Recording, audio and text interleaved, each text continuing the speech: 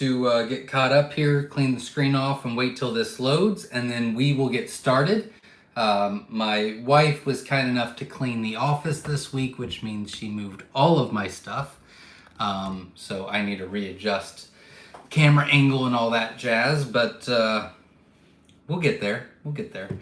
So give me just a second here, and we will get started.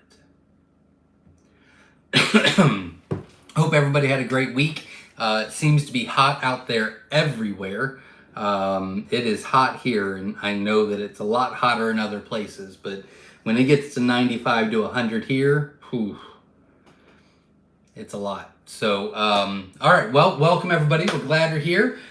We did miss last week's live. We try to do this every Sunday at 7 p.m. Eastern Standard Time. Last week was Father's Day.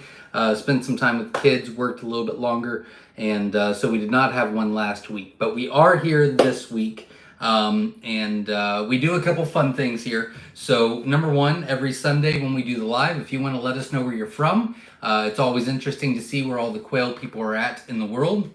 Number two, if you've hatched any eggs from us in the past 2 weeks since we weren't here last week, let us know. We'll write that down for our records. We're sitting at a 74.1% hatch rate, so we're staying pretty consistent and steady at that. But let me know and we'll write that down and add it up to our numbers. And then we try to be kind to each other in the comments and support one another, as this is more of a community setting. So if you can do that, that would be wonderful. I've got Vay's place on here tonight. She is in blue in the note section, the chat section, and she helps maintain and keep order in the comments because I get behind a little bit. And if you can, be kind to us by just hitting the like button, supporting the channel. Helps the channel grow, and that would be absolutely wonderful, and I would greatly appreciate it. Our goal tonight is 75 likes, so if we could do that, that would be fantastic. And then I try to do any updates. I'm not going to do too many tonight, but number one, next week I will probably not be live because we will be at Murray Fest Midwest in Iowa. It is a homesteading conference that Murray McMurray Hatchery is putting on for Saturday, Sunday, and then Monday morning. There's a ton of speakers. It's a fantastic event. I can't wait. This will be their first year, but I'm looking forward to going.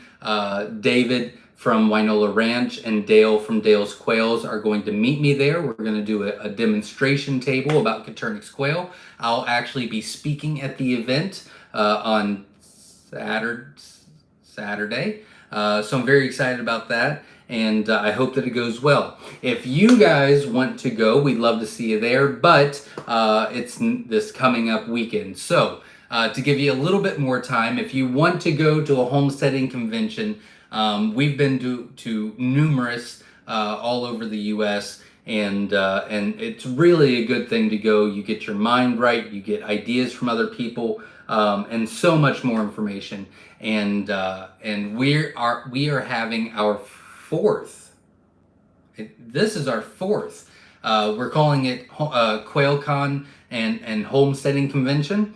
It's going to be August 31st and September 1st. Tickets are on sale on our website at myshirefarm.com. There is like 70 days left, 69 days left until the event. It'll be here at myshirefarm.com. Or at .com. It'll be here at Myshire Farm. I'll be speaking. My wife will be speaking for the first and only time ever. We've got amazing speakers lined up for you, and we are revamping the entire event. It's going to be fantastic. We're going to be doing conversations and topics on bees and exotic animals and homesteading and self-sufficiency and gardening and how to build things and tours of the barn, butcher class, quail for profit, and so much more. I mean, it's really going to be great.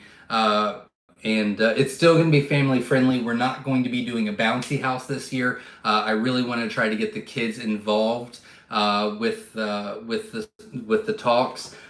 We are only going to be selling 150 tickets. I think we are, I don't know what we're at, maybe 90, 95 left.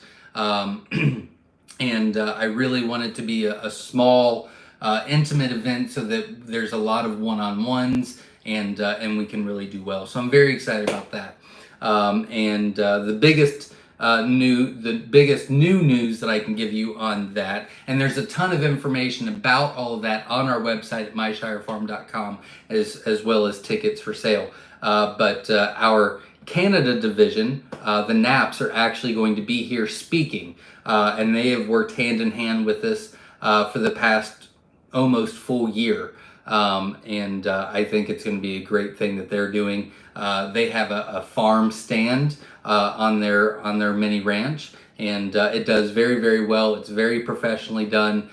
Looks amazing, and I think a lot of people can take away from that. So I'm very excited about that.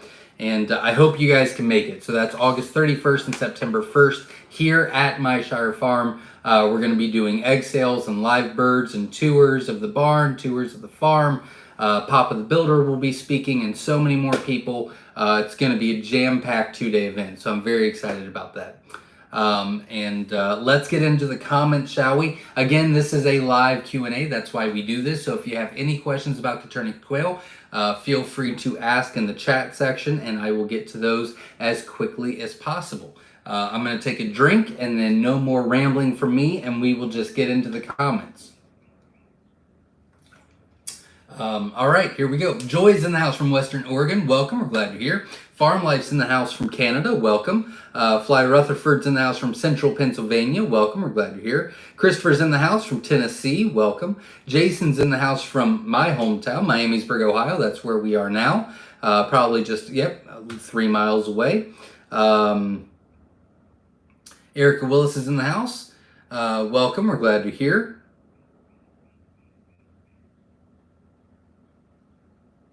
No one's talking to me. Hold on just a second. Aaron Gutros is in the house. Says, good evening, Quailers. Hey, Zach and Jenna, watching from hot and humid South Louisiana. I get that, absolutely. Welcome. We're glad you're here. Vay's Place is obviously in the house in Ohio. Feather Connections Homestead's in the house. Says, hey, Quail family, who's coming to QuailCon, and did you get your t-shirts yet? Yep, absolutely. Feather Connections Homestead has made a design for a QuailCon t-shirt. They are only going to be available for pre-sale. You purchase now, and then she will ship those shirts to you before QuailCon. She will not have any here at QuailCon. So if you are coming, make sure you get your shirt as well. You'll get that in the mail, and then we can all wear them at QuailCon. Uncle Mungo Farms is in the house. Welcome. We're glad you're here. Uncle Mungo says 77% hatch on 64 eggs. Wonderful. Thank you very much. I will write that down for our records. A little over our average hatch, so congratulations. Thanks for letting me know. Let's see. Buck Reynolds is in the house from Oklahoma. Welcome. We're glad you're here. Erica Willis says 70% hatch on the 30 mixed I got all at the expo. Thanks for the beautiful baby, Zach. Wonderful to hear. Thank you very much. And great hatch rate. Congratulations. 69 days till QuailCon. Very excited about that. Bob Cole's in the house. Says, howdy, folks from the mountains of western New Mexico. Welcome. We're glad you're here. Caleb's in the house from central Pennsylvania. Welcome. We're glad you're here. PJ's family farm is in the house. Says, hello, all you beautiful quail and homesteading people in the house from Catskills Mountains of New York. Welcome. Wendy's in the house from Vermont. Welcome. We're glad you're here. Ron's in the house from Virginia. Welcome. Let's see. John Crawford's in the house. Welcome. Jim's in the house from a lot of Pennsylvanians tonight. Welcome, everybody. Linda Easton Waller's in the house. Says, hello, everyone. Good to see you here. Hope everyone is staying cool today. Absolutely. She actually did a little preview video because she'll be speaking at QuailCon, and I will be uploading that to our YouTube channel this week, so stay tuned for that. And it's a little preview. It's going to be great. David Cobb's in the house from North Carolina. Welcome.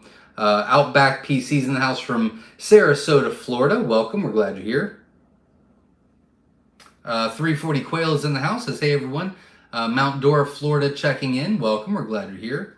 Gardening for Better Health is in the house. Welcome. We're glad you're here. Sundial Fragrance is in the house. Welcome. Gardening for Better Health from Michigan. Welcome. Richard's in the house from Kansas. And Tony is in the house from Montverde. Hope I said that correctly. Welcome to both of you. Glad you're here. Homestead Matters is in the house from Eugene, Oregon. Hope everyone is doing well. Absolutely. Vay's Place is in the house. Says, hey, Zach, how many camping spots are available? I have not checked. I do not know. I'll have to look at that. But yeah, we have camping spots available as well on the website for QuailCon. Bradley James is in the house. Welcome. Glad you're here. Wyatt Higgs is in the house. Says, hey, Zach, sorry I'm late. Out cleaning the barn. Welcome. Glad you're here. Louis Ramirez is in the house. Mika Heater for Incubator. I don't know that brand, unfortunately. Sundial Fragrance says, question, we purchased QuailCon and was wondering when we will get the tickets. You will be getting a confirmation ticket probably in the next week, and then everything will be digital. So you won't actually get paper tickets. Everything will be digital for you. We'll have your name here on a list. You'll come. We'll give you a wristband when you get here, and you will be good to go. But you'll be getting a confirmation email in the next couple of weeks. Patrick's in the house. The temperature here in San Antonio is more than 100 degrees daily. Do high temperatures lower the hatch rate of eggs? It really depends on how they're handled. It's more of an environmental issue. If you collect once a week and it's 100 degrees, then yeah, they'll start incubating while they're being wait to put into the incubator. It can affect the hatch. If you're collecting on a daily basis and moving them into the house in room temperature, then no, it shouldn't affect your temperature at all. Nick D's in the house has 120 feather sexable mixed Coturnix hatching eggs, total of 128 chips, 77 hatched. Wonderful to hear. 77 out of 120. Wonderful. Congratulations. Good hatch rate. Thanks for letting me know. Uncle Mungo says 96 in the lockdown today. Wonderful. Good luck to you. And I wish you the best. John is in the house watching from St. Louis. Welcome. We're glad you're here. DB Dave is in the house from Texas. Welcome.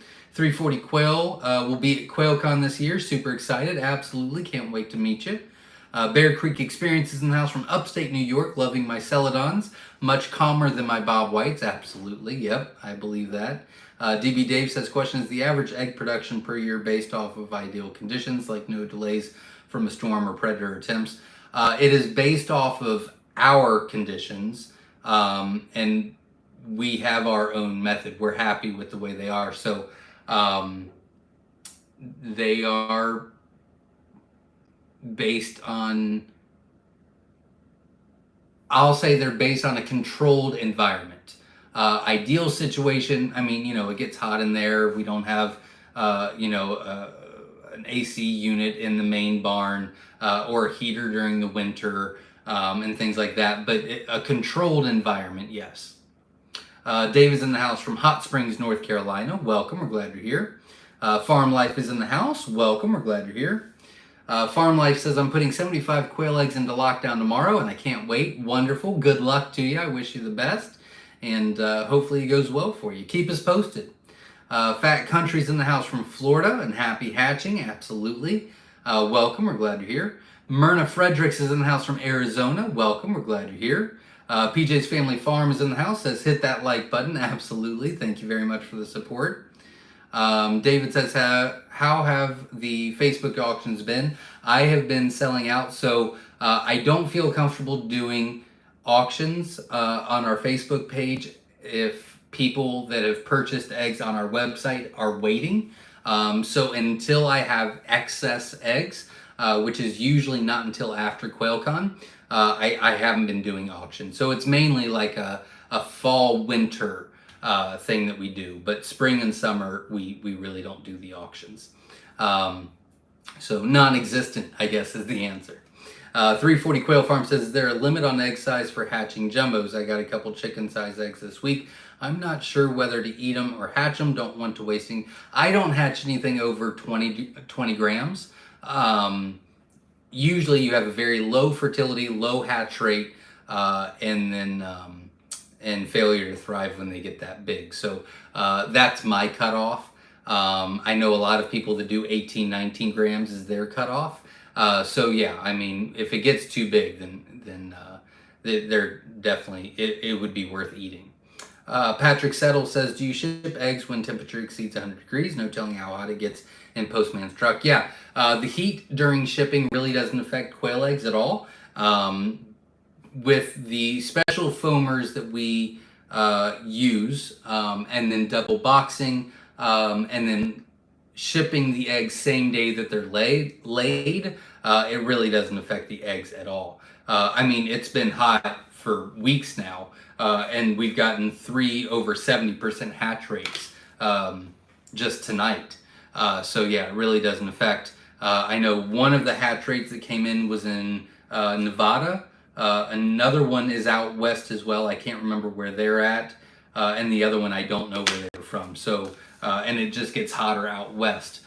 So yeah, it really doesn't affect the hatch rate at all. Sundial Fragrance says, thanks, Zach. See you all at QuailCon. God willing, we will be coming from Texas. I can't wait to see you. David Cobb says, just hatch out a second generation of Myshire Farm eggs at 92% hatch rate. Wonderful. Congratulations. That's very exciting. Rebecca says, hello from Vermont. Just finished a hatch of mixed feather sexable from you. 24 out of 30. That is wonderful to hear. Mixed. Great hatch rates, everybody. You guys are doing a great job. We're supplying the eggs. We're doing what we're supposed to, but you guys are doing all the heavy lifting, and you guys are doing great. So congratulations. And thanks for letting me know. I appreciate it. Heather Brook is in the house from South Carolina. Welcome. We're glad you're here.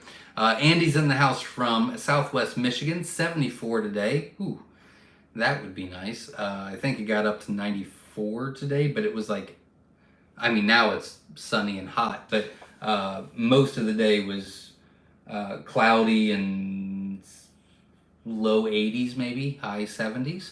But then it turned very quickly. Got up to 90 real quick. Let's see.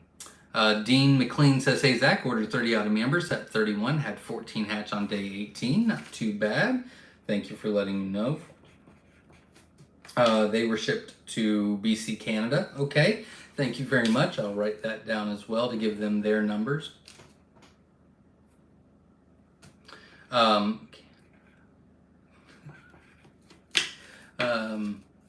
member. I need to write down more information with that. That's not quite the 50% hatch rate, Dean. So if you've not reached out to us, let us know so that we can get you refunded for that 50% hatch rate. So here in the US, I ship everything out except for Hawaii. And then in Canada, we have a Canada division that we've worked with them. They've came down here and worked with us. We've went up there, worked with them, and put all their breeders together, weighed the jumbos and all that. And they ship all over Canada with our stuff and how we do things. And so make sure you reach out to us so that we can get you taken care of. Because whether it's the U.S. or Canada, we guarantee a 50% hatch rate. David Cobb says, question, the heat index here is 103, and if I use a heat lamp, the brooder box gets to 150 under the lamp, so I cut it off. At night, the temp is 85. Should I turn it on at night? I would actually switch your heat lamp out for just a regular light bulb, you know, and that should suffice day and night. Won't get as hot. Obviously won't get as hot as at night as well, but it's still 85, and that little light will still give it quite a bit of heat. So I would just switch it instead of a heat light, you know, a 125 or a 250 watt. I would just do a regular 20 watt bulb. Sherry Rush is in the house from Western Kentucky. Welcome. We're glad you're here. Wyatt Higgs says, how backed up are you on Celadon eggs? 5 to 10 days out.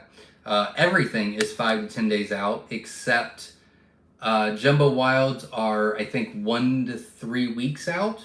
Jumbo Mixes are 1 to 3 weeks out.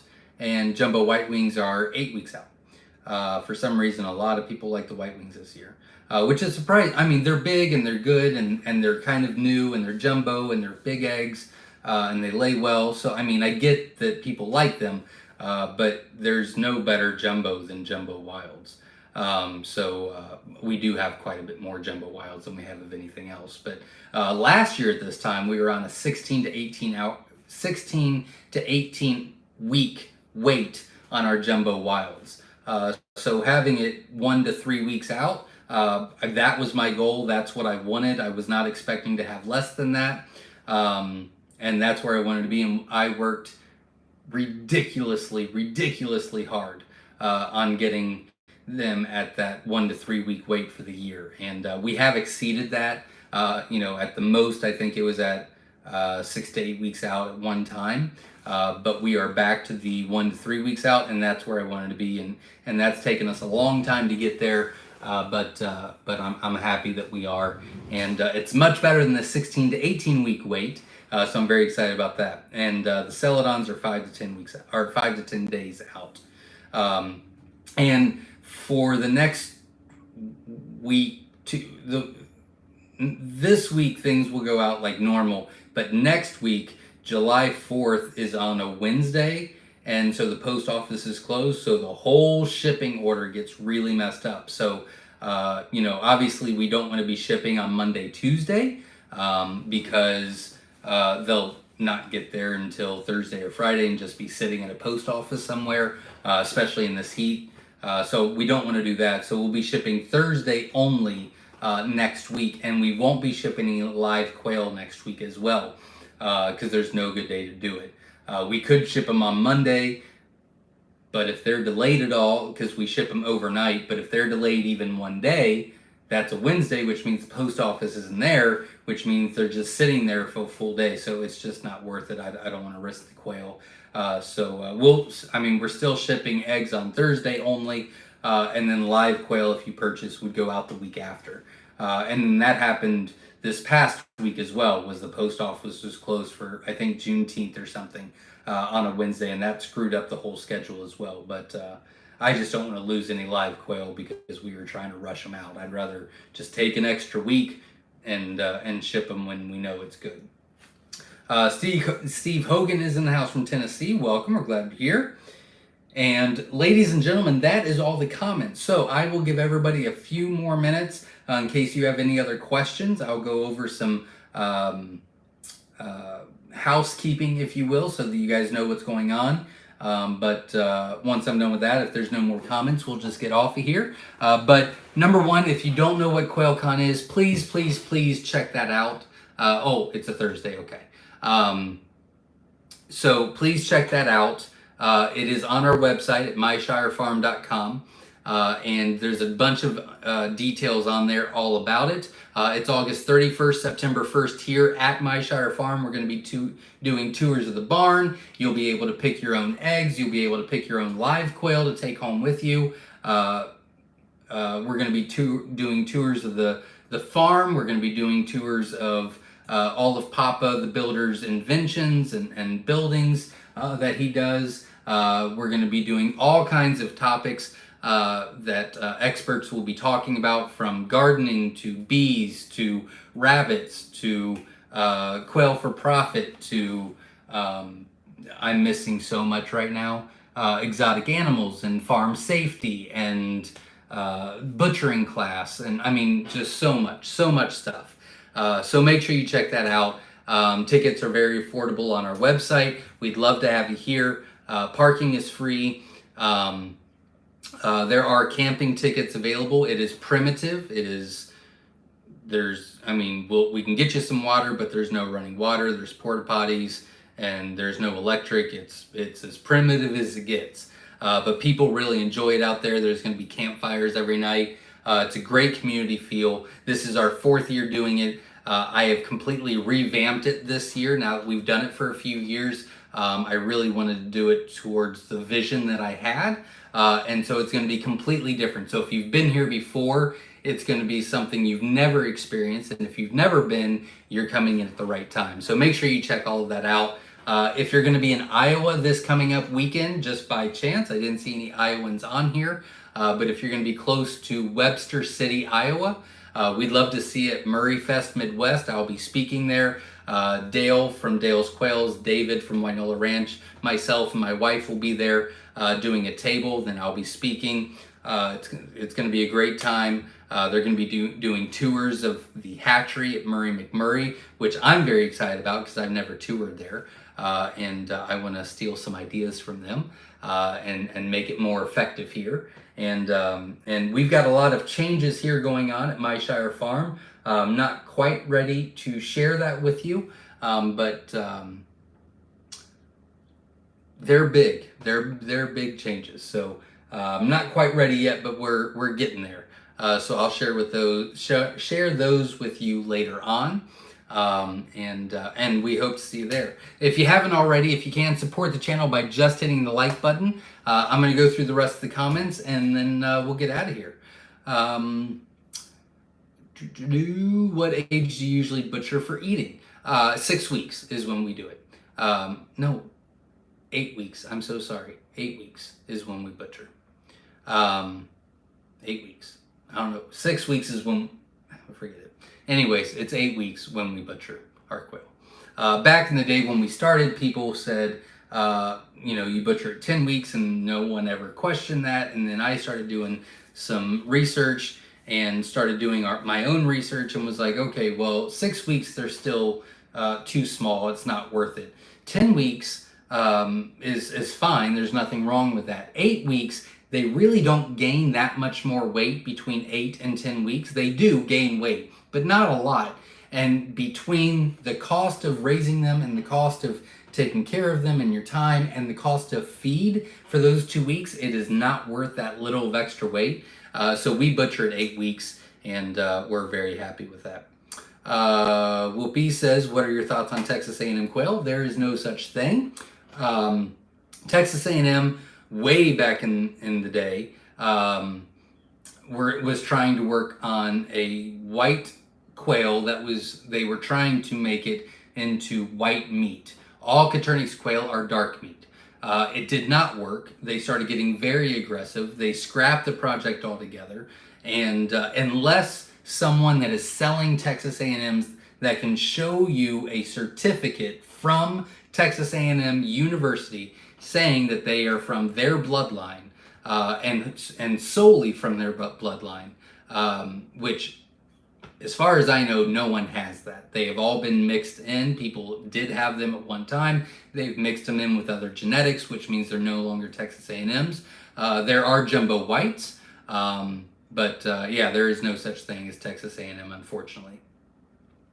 David says, any tips and tricks for getting roosters to cohabitate? As long as you have the right environment, 3 quail per square foot, 5 hens per every male. We do colony cages, so we've got, anywhere from 12 to 16 males in a cage with the appropriate hens. And plenty of feed, plenty of water, never run out of either one.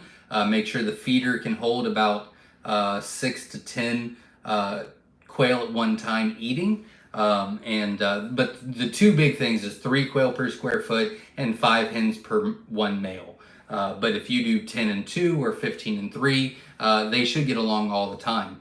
Now, every once in a while you get an alpha an alpha rooster that's just a jerk that you need to just get rid of and put another one in there. But a very large majority of the time, they'll get along just fine as long as the environment is correct. PJ's Family Farm says camping is so fun. Yep, I believe PJ has been here every year at QuailCon camping out. I do believe. Christopher says, do you allow campers or RVs for the camping? Yep, absolutely.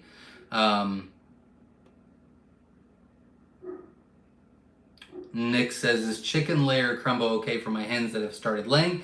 Yes, that would be fine. How about chicken grow for the birds growing out to eat? That would be okay as long as it's a high protein.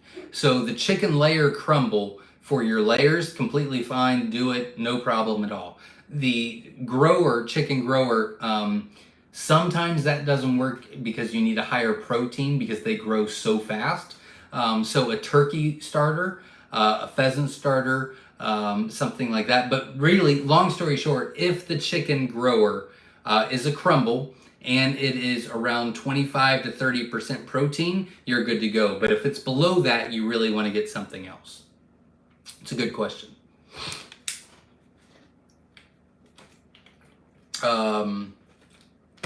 Joy says, are you the largest hatchery in the U.S.?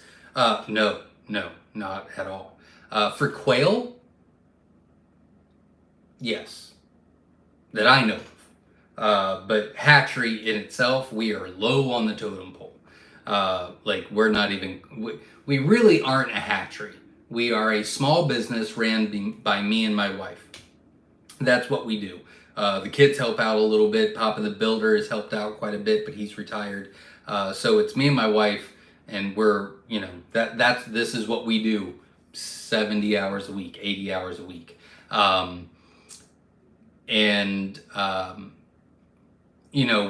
toured we've toured Myshire Hatchery. We went to another hatchery and walked through there and showed things. We've been cordial and nice and communicative towards other hatcheries. We're going to Murray McMurray, and that's going to be a great experience. But they are way beyond where we're ever going to be. We are a small business that just does this. But as far as selling Coturnix, there's no one larger than us. But there's no comparison if you add chickens to the mix.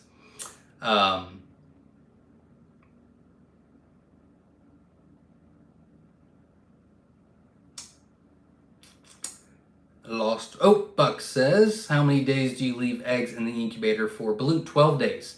Now, some people might like 14, some people might like 11, but a very, very large majority do the 12 days. I do have a couple balut videos on our YouTube channel that goes into that, but 12 days is usually the sweet spot. What kind of quail do you think is the best for both meat and egg production? Jumbo Wilds, hands down. Jumbo Wilds will always be the best for meat and egg production. Richard says, question, do you ferment your feed? Nope, I do not. I don't think that it's a horrible idea. I don't think it's a bad idea. However, it does take a lot of time. And when you have anywhere from, at any given time for the year, anywhere from 5,000 to 8,000 quail, fermenting the feed would be a full-time job. I mean, it would be ridiculous. So it just wouldn't work for us in our situation. But I don't think it's a bad thing. It's just it wouldn't be for us. TJ the gamer is in the house. That is my son. He likes to what's it called? Sleuth, is that what it's called? I don't know the new age terms, but he likes to make fun of me, is what he likes to do. If you do ferment your feed, do you do blends of different feeds for it? The people that I know that do it very well do not add different feeds. They just ferment the one feed. But again, I don't do that. So you'd want to get with someone else that has more experience with that. Nook Art says, are your live quail jumbo? No, they are mixed colors only. We do not sell or ship jumbo quail. We ship them at anywhere from 2 to 4 weeks old. And that is, we're going to say on average that we ship them at 3 weeks old. That is their prime spot to gain so much weight in the next week and 2 weeks. With the stress of shipping and everything like that, it really hinders their growth. And it's just not a good idea. So there's two rules that I have that I just won't break. Number one is we will never sell quail chicks. It is not safe. They are way too tiny. They are way too heat dependent. It is not responsible. Number two is we will never ship jumbo quail unless I get the space until they grow out to full maturity. Now, I don't see that happening, but maybe down the road we do an addition and just do, jumbo grow outs in there where we have the space to grow them until they're 8 weeks old. I don't think that is realistic, but I mean, maybe. But as far as shipping them at 3 weeks old, we'll never ship jumbo quail because it will hinder their growth too much, and that affects you. You know what I mean? The best way to get best meat and egg production for jumbos is to get hatching eggs and hatch them out yourself. Then there's not the stress of shipping, there's not the stress of changing feed, changing environment. It's just too much. Now with the standards, it doesn't really affect them at all. They don't get to the large size. They still average that between 8.5 and 9.5 ounces at full maturity. And they still lay the same amount of eggs per year. So it doesn't affect the standards in shipping like it does the jumbos. But that's their prime time to make a bunch of their weight, and it's not the responsible thing to do. And yes, we ship all year with our live quail. We ship different ways during the season. So summer we ship one way, winter we ship another. But we really don't have a lot of issues. Sometimes the post office, we had a box a couple weeks ago that shipped on a Tuesday, and they got there on Saturday. They were overnighted. They should have been there on Wednesday. They didn't get there till Saturday. We had like 3 out of 20 die, which is still not awful, but I hate to see those 3 die. So we refund what didn't make the trip. So I mean, there's no guarantee how the post office will handle it, but we guarantee that on our end, as far as all the quail will arrive happy and healthy. And we change our practices on shipping during the different seasons to make sure they make it there happy and healthy. David Lister's in the house. Welcome. We're glad you're here. Is inbreeding okay with quail? Yeah, for the most part, you can inbreed for around 3 years. You can actually, it's kind of like sell by date. Like you can actually use it past that, but I just like to have some sort of cutoff so I don't take you to the extreme. But yeah, you can breed for about 3 years without adding new blood. Now, if you have at least 2 cages, you never need to get new blood. But yeah, you can definitely inbreed multiple generations without having any issues. Richard says, question, any good recipe books for quail and quail eggs? We actually have 3 recipe books on our website that Verna put together. Half the proceeds go to QuailCon support, and then the other half goes to her. So it's a fantastic thing, and she's got 3 quail recipe books on there. I think one is, well, you'll have to check them out, but there's 3 of them on there, and a lot of people like them. It's a digital download, but yeah, that's the only one that I'm aware of. TJ the Gamer, which is again my son that likes to just pester the living daylights out of me, says also that QuailCon photo behind you, how come I'm not in it? How come I'm not in there? Right there. Well, TJ the Gamer, Trenton, it's because you didn't work at QuailCon and you didn't do anything except for eat and play in the bouncy house. So if you would like to work this year, you can be in the next photo. Richard says, thanks. Oh, you're not talking to me. I really appreciate the answer. I just got some jumbo Coturnix quail a month ago, but we'll need more females. Unfortunately, I wasn't sure if I was ready to do hatching eggs, but I will look into it more. And there might be, someone, there might be someone local that could do that. But again, TJ, again, it just wouldn't be. We would be doing you a disservice if we were going to ship you just a few jumbo quail, because they're just not going to get to the size that we expect that you want because of the stress. So the hatching eggs would be the best way to go. Vase places I did experiment with my Myshire quail eggs. Took almost 20 generations before problems started. There you go. I'll read that again because I butchered it. I did an experiment with Myshire quail eggs. Took almost 20 generations before problems started. So there you go. TJ the Gamer says he did work at QuailCon last year. It's not an accurate statement. Vay's place, Verna was not in the picture because she left early. TJ the Gamer, my son again, says this is why no one likes you. Oh gosh. Wait until I get off of here, dude. We like to give each other a hard time. Andy says, is tenting okay at QuailCon? Yep, absolutely. Get a camping pass and you set up where you want and have a good time. Ron says, question, can you comment on using heating plates as opposed to heat lamps in the brooder for chicks? I know people do use heat plates. I do not like them. I do not support them at all. I like the heat lamps. Now, I do understand why people do use the heat plates because it's less of a fire risk for heat lamps. I understand that completely. I have always used the heat lamps, and I think they're very manageable. The reason I do not like the heat plates is because they grow at such a massive speed that, you know, they can get under there the first week or two, no problem. And then you have to keep raising it up. That's not a problem. I understand they just keep raising it up and they can fit under there. But because they get so big so quickly, that little heat plate that you have that could have held 20 chicks under it, in 2 weeks when they still need the heat, there's like 5 chicks under it because no one else can fit under there. So now, with that being said, that is the reason why I don't like them.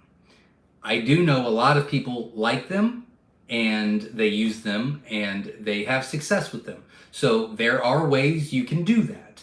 And there's many different ways to raise quail. So you do what's best for you and what you're comfortable with. And I really probably shouldn't have an opinion on that because I don't use them, and you guys do what you want to do on how you raise your quail. Because there's certain rules that you just don't do. You know, like you do not grind feed. I don't care where you live, what you do, where you are, what feed you have. It does not matter. Grinding feed is a horrible, horrible, horrible idea. So that's like a rule that's universal. There's a few like that, but everything else is just subjective. Everything else is what works best for you. Some people like colony breeding, which means you put multiple quail in one cage. Some people like to have a small little covey in each one. So they like to have 15 cages of, 5 hens and 1 male. And I would rather have one cage that has all of them in there as long as it's 3 quail per square foot and 5 hens to 1 male. I like 5 hens to 1 male. I think it works great. 4 hens to 1 male will work fine, but the hens will get beat up a little bit. 3 hens to 1 male, the hens will definitely get beat up way too much. Once you go past about 6 hens per 1 male, then your fertility really starts dropping dramatically. So the 5 to 1 really helps. The hens look good, you have a high fertility, but it's not a solid rule, if that makes sense. So there's many different ways to raise quail is what I was trying to say. Good question. Sherry says, a few weeks ago I asked about fermenting. We did just talk about fermenting, yes. Alvin says, how do you lower the humidity? My Accurite is 57% in my house. You got to take the water out or open the vent more. Is pretty much how you do that. Sherry says, ask my fermenting the quail food. I did it for 1 colony. Yes, they did not waste as much food as they ate less, but it was not worth the effort. It's a mess. Yep, and that's how I feel. And again, everybody else is a little bit different. I know people that just swear by fermenting and it saves them so much in feed because they don't waste it. I get all that. But it's a lot of work. It's a lot of work to do. And it's a lot of work to do right. So I'm with you, Sherry. S.O. Swanson says, you missed another picture. TJ the Gamer, see what happens when you take a nap. See, there you go. Abba Love says, I have a male who seems to have stopped being frisky. That group will be a year old next month. Is he too old? I have not I have not her male that is 6 weeks old. Should I put him in with the hens? Yeah. So the way I look at it is males and quail. Males run a sprint. Like they're once they are mature, they are all about going as hard as they can, as long as they can, and they kind of lose a lot of steam starting at 6 to 8 months. By 9 or 10 months, your fertility really stops to drop. The hens, they're more of a marathon. They're like a let's just keep the pace kind of thing, and they go for years. So what I recommend is switching your males out every 6 months and switching your hens out about once every year and a half, to keep the fertility as best you can. David says, part of the heat lamp to heat plate question is how many you are hatching out to. Zach hatches out just a few more than the average bear. That's 100% true as well. If you're hatching out 15 to 20, that probably would work great. I do not. I hatch out around 1,000 a week. So heat plates just would not work for me. So yeah, that's a good point as well. Any herbs that you can recommend for them to be healthy? They like stuff from the garden, anything green, nothing citrus. But they're not picky. You put something in there. They love cucumber. They love apple. They love anything that's juicy. They love that stuff. But they love all the green stuff too. Witch Doctor's in the house. Welcome. We're glad you're here. And you are the last comment other than my son, which is just being my son. So glad you're here. But that is it for tonight, everybody. A lot of great questions, a lot of great talk. I appreciate everybody. Make sure you check out QuailCon. It's coming up August 31st, September 1st. We'd love to see you here at Myshire Farm on those dates. Tickets are available now on our website, and we've got a preview of one of the topics coming out this week on our YouTube channel, so stay tuned for that. And I think that is all. So until next time, everybody, stay safe, happy hatching, and this week, stay cool, everybody. Stay cool. We'll see you guys. Thanks.